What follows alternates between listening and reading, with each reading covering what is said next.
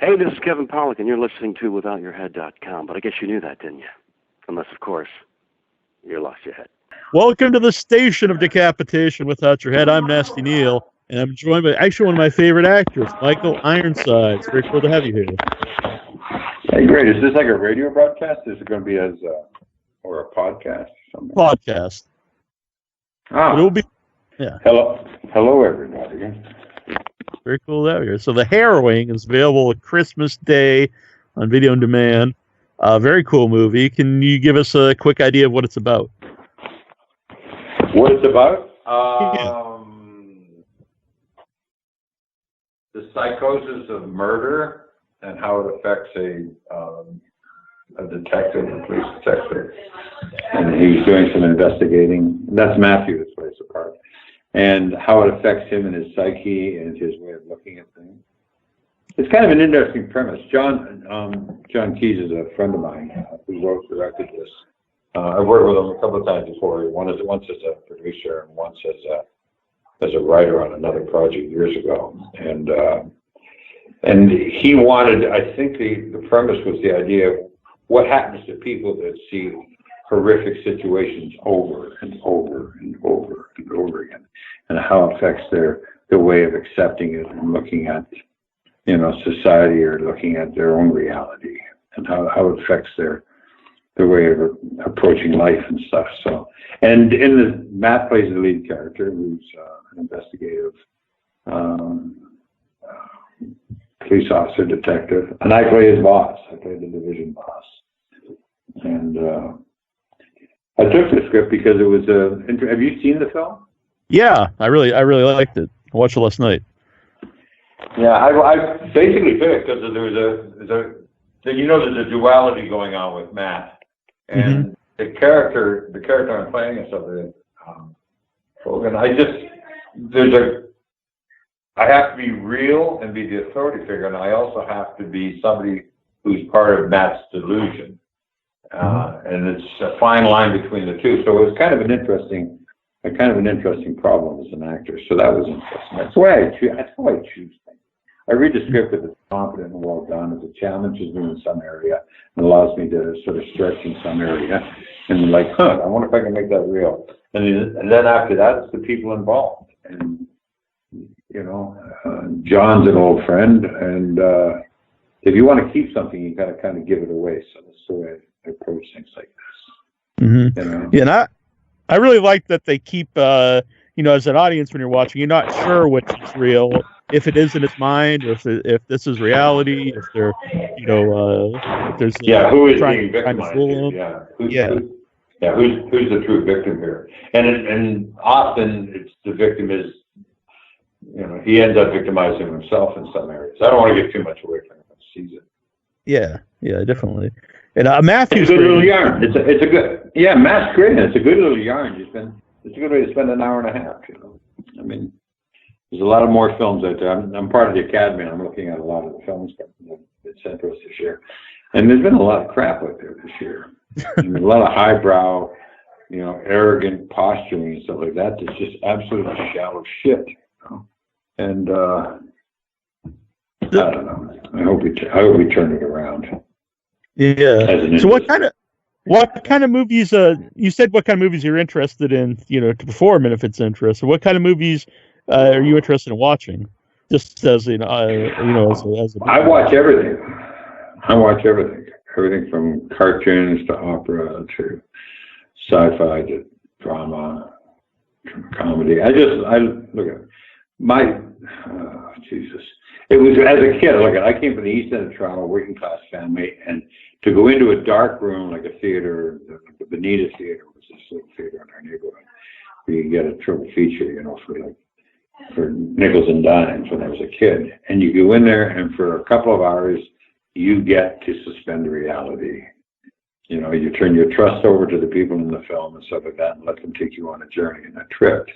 And if it's a good film, they respect that.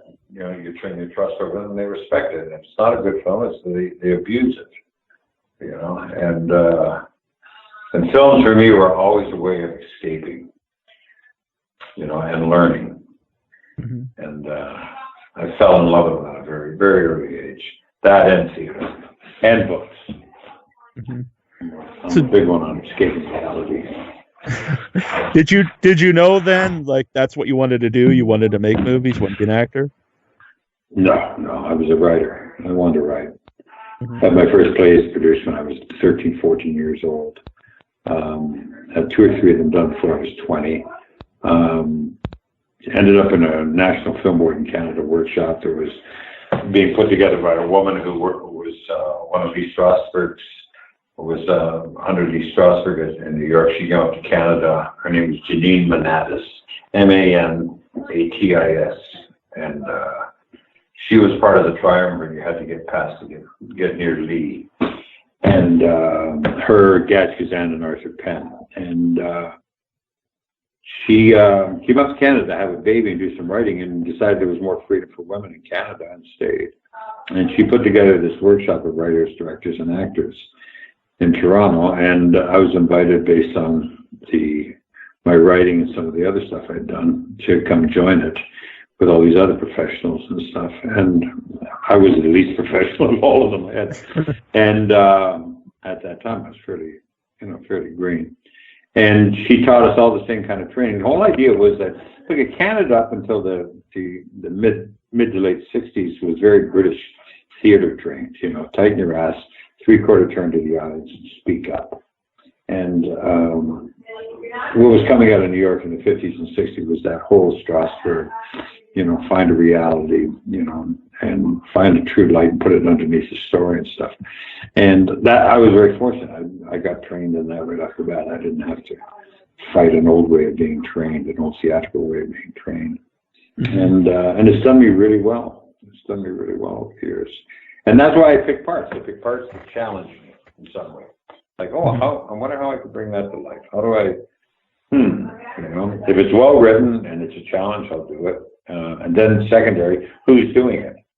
If it's somebody new that I don't know, that's how you get to know them, by working with them. Yeah. Because everyone can, it's a bit of a con. Show business is a complete con. And you never know when somebody's conning you or when somebody's like talking straight from the heart. It's very hard to tell until you're on set with them. Mm-hmm. Until you're in a situation where they need help or where you need help, and they can either help you or they can be detrimental. And if that's how I get to choose people. So I'll try and do 1 or 2 projects every year or so that keep my distribution up. And then I wander off and do these smaller films where I get to travel a lot, meet new people, and kind of give away what was so freely given to me for the last 4 years. Yeah. And so,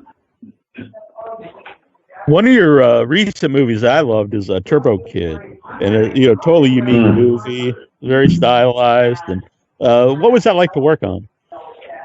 It was wonderful. It was a wonderful script. I knew one of the producers. They were out of Montreal. She sent me the script, and I'd seen a couple of the actors. I don't want to be too specific, but I was curious about a couple of the actors, and I wanted to do it. And actually, I think we're going to get a chance to do a second one. Probably next year. It's because it was a Canadian-New Zealand co-production. But what really sold me on the project again was the script, the producer, and then I met the directors, all 3 of them, and they were absolutely fabulous. There was 3 people. They worked as a familial unit.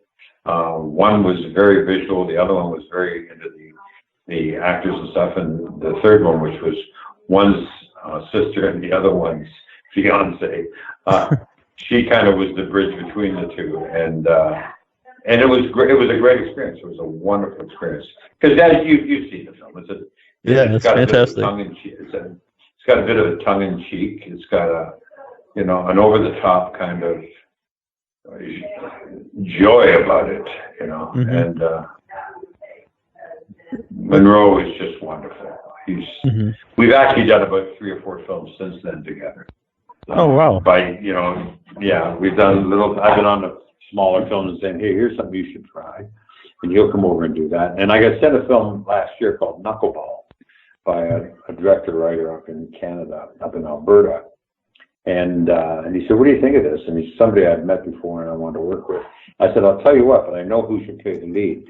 And he said, who? I said, Munro Chambers. And he said, oh, I don't know about that. And he says, really? Because it's about a kid going to stay with his grandfather in a secluded farmhouse in the middle of winter.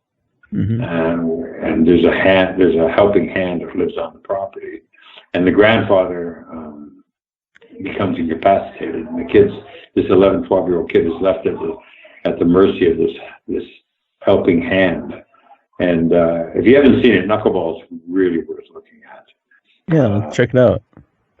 It's really, really a wonderful film. And I said to Munro, I said, you should do this. And he said, oh, I've never done anything like that. I said, it's exactly why you should do it. Because he'd been playing like 21 Jump Street, good-looking, very fuckable kind of guys, and Turbo Kid was this joyous kind of, innocent stuff. And he's such a wonderful actor. He really is a wonderful, and he trusts me. He actually came down here and spent 4 months here last pilot season, and oh wow, stayed here with my family. And he's got himself a pilot there, this project he's going to be doing in the spring and stuff. But so we did Knuckleball together, and they added some hair to him and gave him a false set of teeth, and it was great to see him grow. You know what I mean? It was great to watch him take risks, and I really liked it. Knuckleball is another one of those films where it's Michael Peterson directed it, and it's well worth taking a look at. It's sorry, I got off track there. No, that's great. I'll definitely try. I had Munro Chambers on the show when Turbo Kid came out. Oh, you did? So yeah, so I thought the movie was so great. I've got a ton of questions here from people when I mentioned you're going to come on the show, so I'm going to try to ask a few of them. Carl Solomon wants to know, how did you make that dude's head explode just by calling him up from a payphone? What are you talking about? From Scanners. Yeah, he's full of shit. This is the wrong reference. I didn't call somebody from a payphone to blow somebody's fucking head up. That's 1979. He probably, how old is this guy? Because he probably saw it on tape or something. He's an older gentleman who's in a lot of Coen Brothers movies. So. Oh yeah, that was kind of interesting. Scanners. I remember when they actually did that. It was Louis Del Grande. It's early in the film, and I've told this story many times. And the university actually is the Concordia in Montreal, and it was just freshly built, and it was one of their lecture halls. And my daughter's actually going to that school now, and I wanted to see her.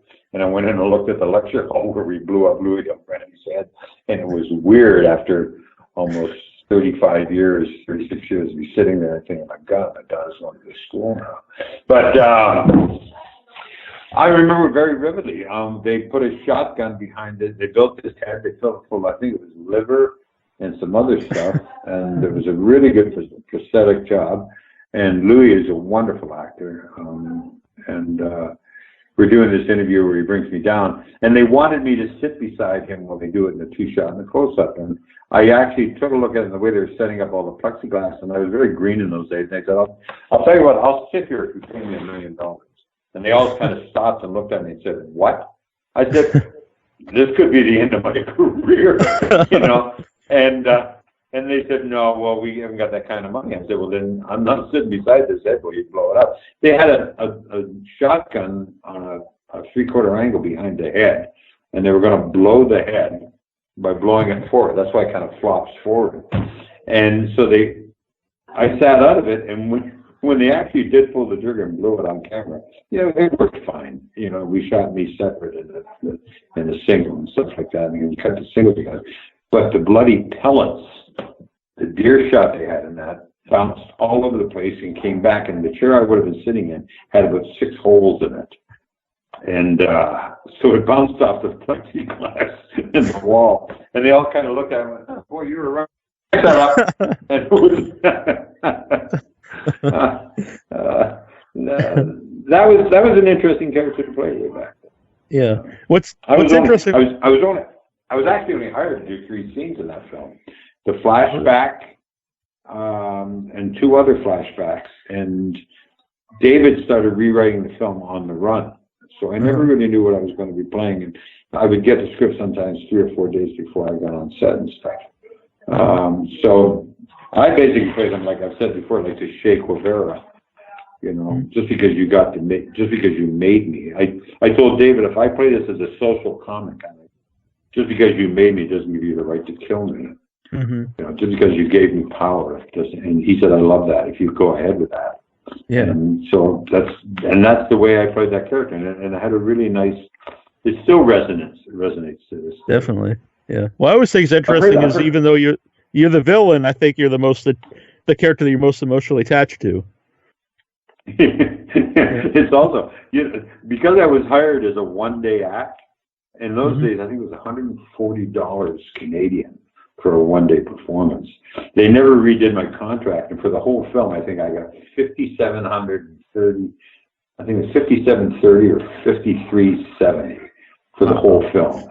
I made less than most people's per diem. I remember that the day before Christmas, 2 days before we were finished, I was having dinner with Jennifer Neal and her husband at that time, and they said, what are you buying the crew for Christmas? And I sort of choked on my dinner, and I said, what do you mean buy the crew for dinner? I'm trying to steal my fucking wardrobe. You know, it's like, I'm getting nothing. They said, what are you making for this? I said, 53 and change. And they said, 1,000? And I said, no, 100. And they looked at each other, and her husband started choking on his food. And I said, what are you making? And she said, 350. I said, 1,000? And she said, yeah. And she said, I feel so bad. Is there anything I can do? I said, yes, you can pay for fucking dinner in order to have it.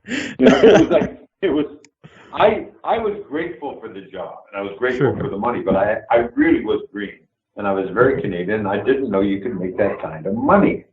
You know, we're talking 1979, 1980. You know, it's the joke about Canada in those days. I remember one American actor said to me, "Where are you from, Toronto?" He says, "Oh, that's where the camera is in Canada, isn't it? Because you really only have one camera out there." This arrogant cocksucker, and pardon my language, but we talked about it after the work was finished. But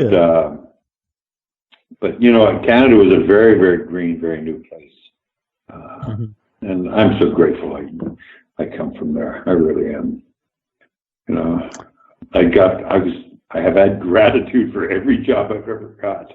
I was always afraid they're going to find me and send me home. You know, right. It's. I remember on Total Recall. Let me finish this one. Yeah, I remember on Total Recall, Vic Armstrong, who was the stunt coordinator and second unit director, we were doing the sequence where my arms get torn off. And we did that second unit where I go up and I slide up behind the wall, the arms get chopped off. And my real arms are behind me. And it took a couple of days to get that all set up properly and everything. And climbing up the ladder to get into the rig, I kind of stumbled a bit and my knees were bad. And after it was over, Vic said, "You look kind of frightened there." I said, "Vic, I can't roof anymore." Because I'd been a roofer in the 70s and stuff, and to support my acting and stuff. And he said, "I beg your pardon." I said, "Roof, my knees are gone, Vic. I can't roof anymore."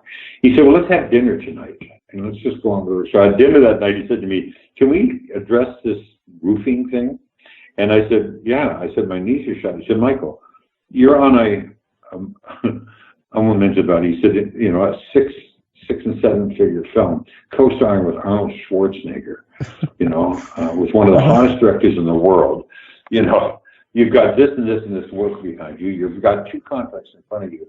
You know, you're a well-accomplished, trained actor, and you're afraid of not being able to roof."